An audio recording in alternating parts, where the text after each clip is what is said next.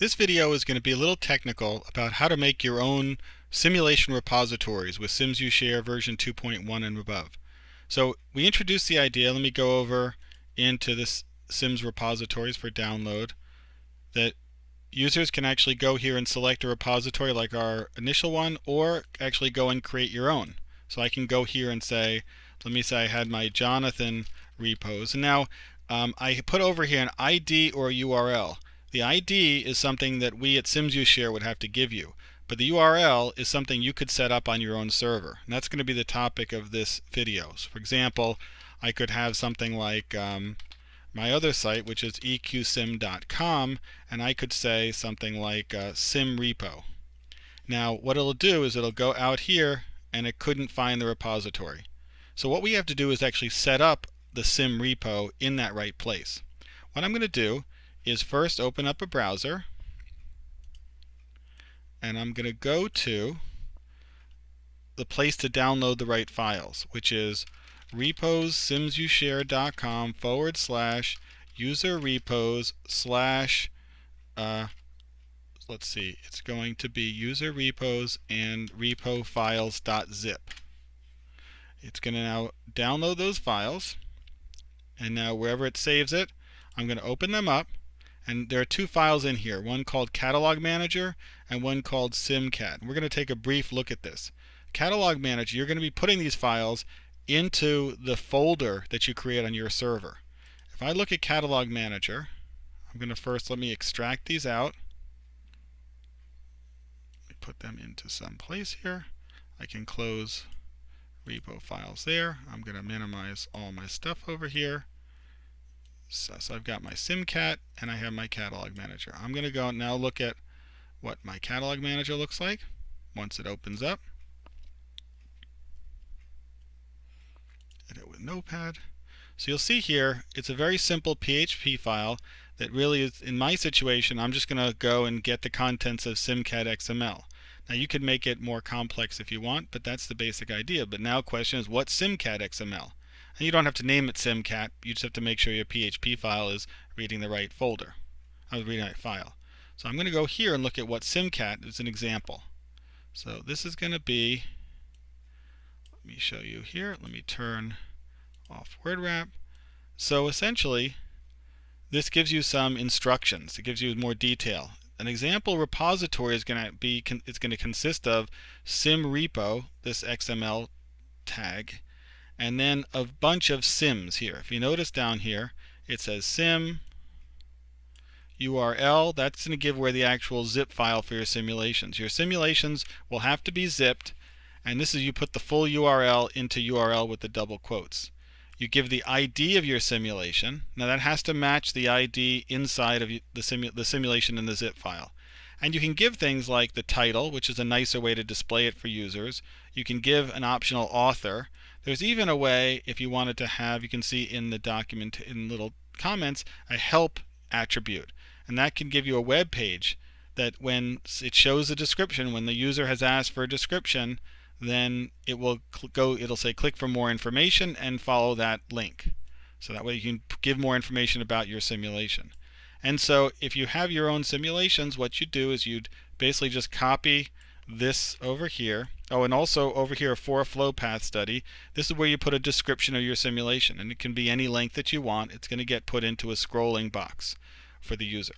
And so I just can put all my simulations for this repository, and obviously want to make them different here, different IDs, but you can have 1, you can have 10, you can have 20, whatever kind of number.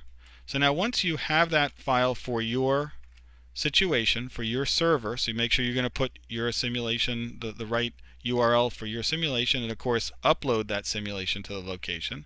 The next step is to load that onto your server. So I use an FTP client called WinSCP, and I'm already connected to eqsim.com. What I'm going to do is now go into my public directory, and I'm going to say here sim repos. I'm going to create a new folder called sim repos. I'm going to go here into sim repos, and I'm just going to upload. Let me go here. Actually, let's see if I can show you at the same time. I'm going to go here. I'm going to upload those two files there. It's going to upload them. They're there. Now, if I go back into SimsUshare Now if I actually go in my repository, it's going to be Jonathan repo, and I'm going to say I can just use www.eqsim.com. It tries to recognize URLs. SimRepo, which is sim repos.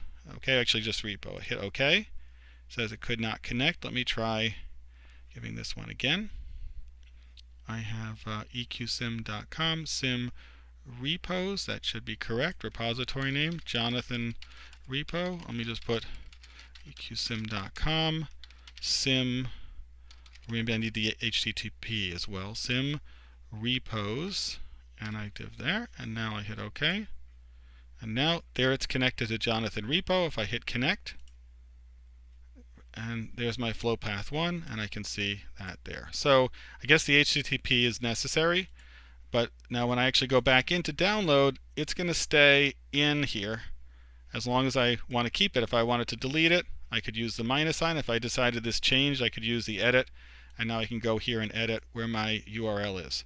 So that's a relatively brief video about how to create your own sim repos. Now, if you look at something like Scenario Pack 1, you'll see it doesn't use a URL, it uses an ID, SysPack1. If you want to make a very simple to remember ID, then you have to talk to us and get the ID from us. You can tell us what ID you want, because what happens is it reaches out to our server and then redirects based on the ID. We're happy to provide you IDs, but if you use your own server, you have more control over it, and you also decide who you're going to be telling that the repository is available. One last small thing is that if you'll notice in the file, when you actually read the catalog manager, the simcat file a little bit, you'll see we also have some optional password. You can actually say, so you can test more detailed. If you want to have a password on your repository, you can add a download pass to SimRepo. So I would basically say SimRepo, and I'd say download pass equals good guy. And what will happen is when the user connects to that, let's go try that out.